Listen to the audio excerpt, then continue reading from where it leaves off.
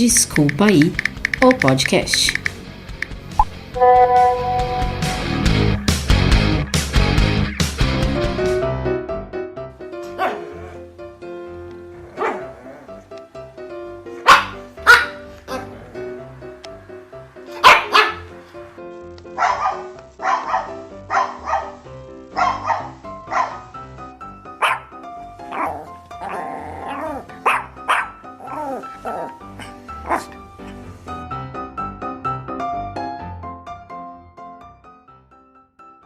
Olá, aqui quem fala é Ali Cardoso e nós estamos iniciando mais um episódio do nosso Desculpa aí, o podcast, onde eu tenho trazido questões que foram me inquietando ao longo do tempo, principalmente no tempo da pandemia. Acredito que com vocês também.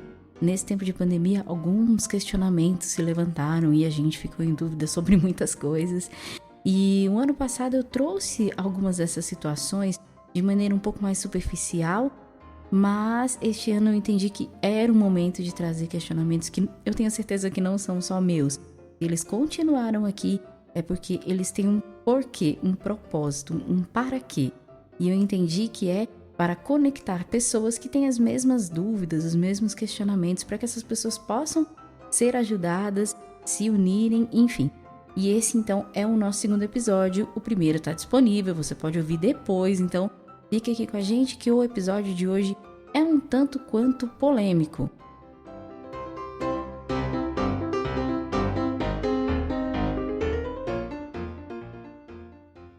O tema de hoje já ficou até meio esclarecido aí pela nossa abertura, né? Nós vamos falar sobre pets. O tema então é assim, se considerar mãe de pet e estando na igreja é viver uma incoerência? Isso foi um tema que começou a vir assim na minha cabeça, porque eu costumava dizer assim, eu humanizo os meus cães, né? Eu falava muito isso. Eu tinha sempre aquela situação de estar em algum lugar e as pessoas me verem com a minha filha humana e me perguntarem assim, você só tem ela? E eu dizia assim, sim, mas aí logo eu emendava. E 2 cachorros, eu não conseguia dizer diferente, né? Eu sempre falava dessa forma. E então eu dizia, né, que os meus cachorros eram meus filhos e enfim. Mas em 2019 eu fiquei assim um ano bem ausente aqui de casa por conta lá do vocacional. Então tinha retiro, tinha missão, tinha alguma coisa. E eu sempre falava aqui, né, para os meus meninos, né, que eu sempre me referia a eles assim. Então eu tenho a Nana, que é uma Shih Tzu de 12 anos agora. E o Mimo, que é um Poodle de 6 anos, né, Enfim, depois eu conto a novidade, mas eu tinha somente ele. E aí eu dizia assim, olha, eu vou com eles até o final, vou cuidar, vou dar o meu melhor, vou fazer o melhor por eles, mas depois eu não quero mais, porque eu fico muito longe de casa, então é melhor não ter mais bicho, porque compromete muito, aquela coisa toda. Só que em 2020 veio a pandemia e tudo que a gente fez foi ficar em casa, né? Então E eu comecei a cuidar melhor deles e perceber que eu não cuidava assim tão bem deles quanto eu achava, né? Eu comecei a cuidar melhor. A Nana, por exemplo, ela tem um probleminha de pele, então vivia tosando ela. Eu recuperei a pelagem dela, comecei a dar uma vacina pra ela de alergia e ela tá toda linda agora. Comecei a cuidar mais e cogitar a ideia de ter um outro pet. Mudou bastante coisa por aqui. Enfim, eu comecei a trabalhar home office, então eu ia poder me dedicar mais. Aí veio aquela coisa, né, de você perceber, né, que a gente cuida muito e tal, mas eu quis pesquisar sobre a humanização, né, dos pets e descobri que a humanização deles faz mal. Quando a gente humaniza no meu caso, os nossos cães, faz mal para eles, né, porque eles acabam desenvolvendo doenças que são humanas. Então, porque ele é um ser, né, uma criação, uma criatura diferente de nós, né? Eles têm lá os instintos, eles têm a forma de viver completamente diferente da nossa. E aí a gente traz para nossa casa e quer transformar ele em um ser humano, e aí ele fica confuso, então faz mal para ele, faz mal, né, para todo mundo. Porque eles acabam ficando doentes, então faz mal pro nosso bolso também. E aí, eu comentando com uma amiga minha, né, sobre isso, ela me mandou uma matéria que chamava assim, Mães de Pet Não São Mães. Era uma matéria da igreja e aquilo me deixou bastante reflexiva. Ao mesmo tempo eu vi uma outra matéria que dizia, né, aí sim, não era uma matéria da igreja, dizendo que Quando que as mães de pet, era uma matéria que foi no Dia das Mães, né? Que as mães de pet poderiam sim se considerarem mães, porque quando elas estão cuidando dos seus pets, elas liberam o mesmo hormônio de quando a mãe está amamentando seu filho, né? Enfim. Aí ficou aquela coisa dentro da minha cabeça, confusa. Eu falei, meu Deus, como é que é isso, né? Eu entendi, assim, convivendo com eles, que eles me ajudam muito a crescer nas virtudes, né? Porque a gente tem filhos humanos para Deus, para educá-los na fé, para que eles sejam santos. Essa é a nossa missão como pais, né?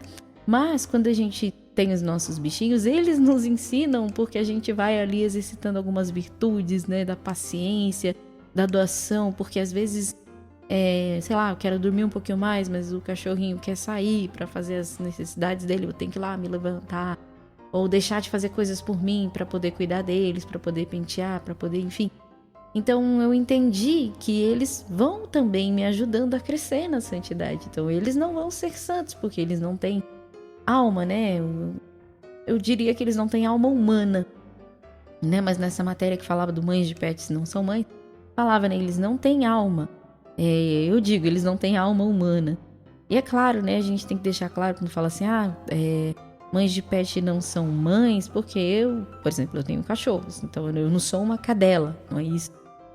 Mas a ideia, quando a gente se diz mãe de pet, é porque a gente chama de filho, é porque a gente trata como filho, é porque a gente dá atenção, carinho e tudo mais, né? Então é importante deixar isso bem claro. E é claro, tem muita gente que diz, eles não têm amor, eles têm interesse, você dá ali o que eles precisam e pronto, né?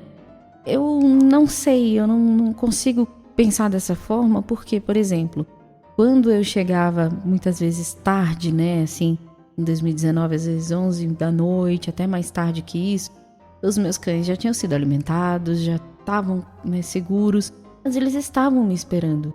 Então, assim, talvez você não queira considerar isso como amor, então a gente vai chamar de lealdade. Pra mim, é amor, né? A alegria que eles têm, quando a gente chega, como eles se aproximam de nós, muitas vezes sem querer nada, só que a gente fique ali perto, enfim.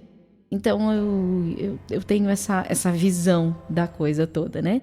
Então, assim, eu entendi que a gente deve amar toda a criação, toda a obra da criação. E o que diz, assim, no Catecismo da Igreja Católica é que a gente não pode despender, né, gastar com os animais aquilo que a gente deveria, então, gastar com o ser humano.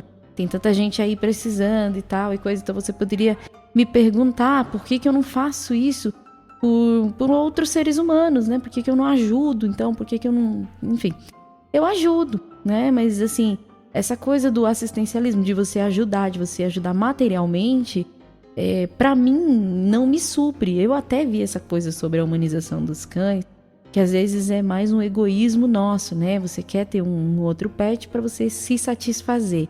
E isso é muito perigoso também, né? A gente não pode pensar só na gente, mas essa coisa de ajudar e enfim, não tá junto. Eu gosto de ajudar, assim, não somente materialmente, de estar junto, de cuidar, de fazer um serviço voluntário, de ir a um abrigo, de cuidar de crianças, de estar ali.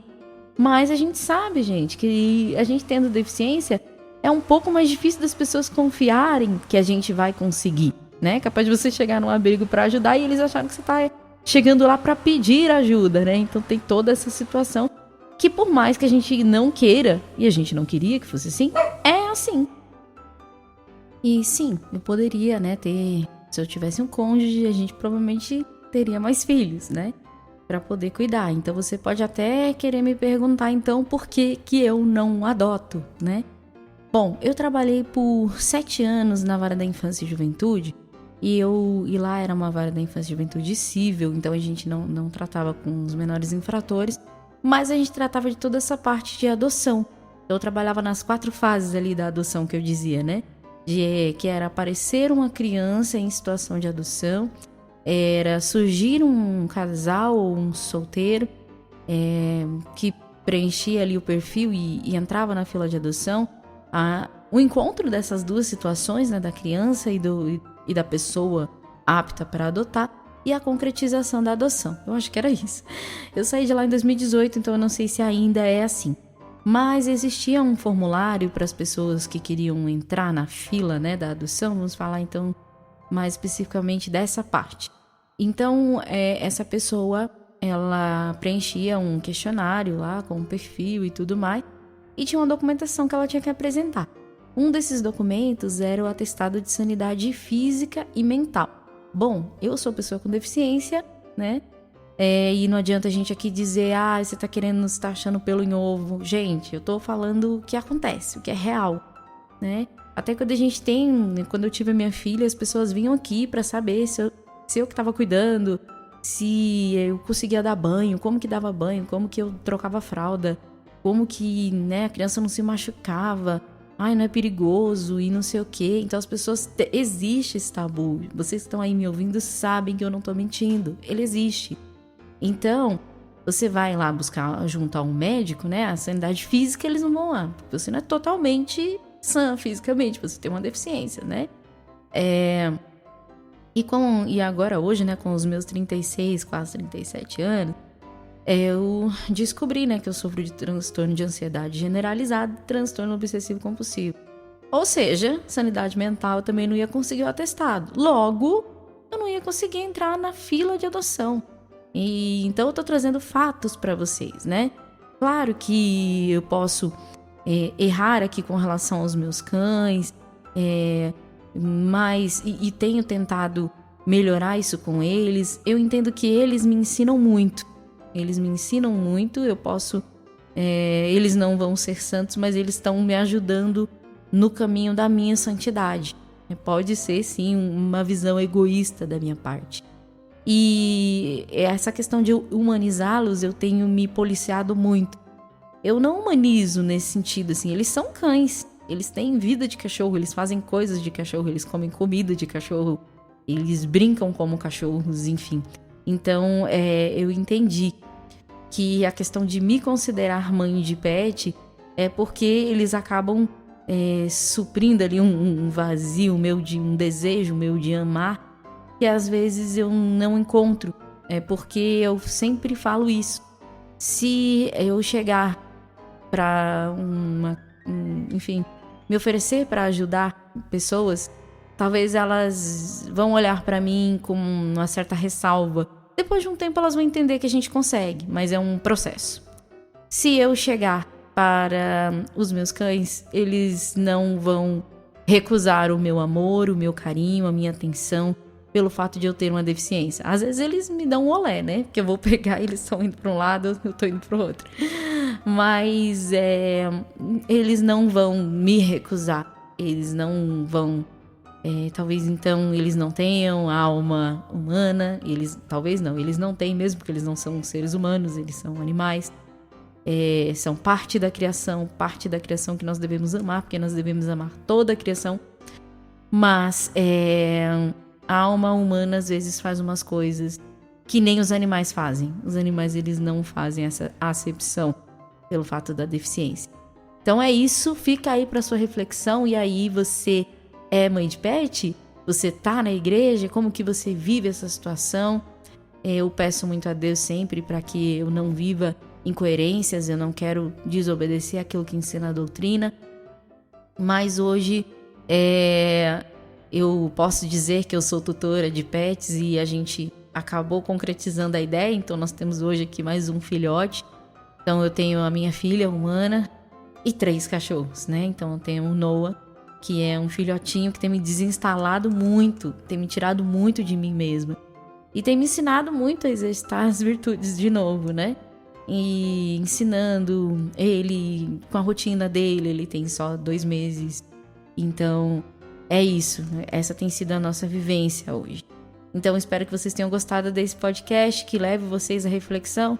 E se vocês também têm aí os seus pets e querem conversar, a gente está aqui à disposição pelas redes sociais. E espero que vocês curtam, né? E possam também mandar esse podcast aí para outras pessoas que têm pets e que às vezes têm medo de estarem agindo errado. Ou mesmo para aquelas pessoas que ficam aí julgando os donos de pet porque, tá cuidando do pet, devia estar cuidando de outro ser humano. A gente também quer fazer isso, tá bom? Esse foi mais um episódio do Desculpa Aí, o podcast.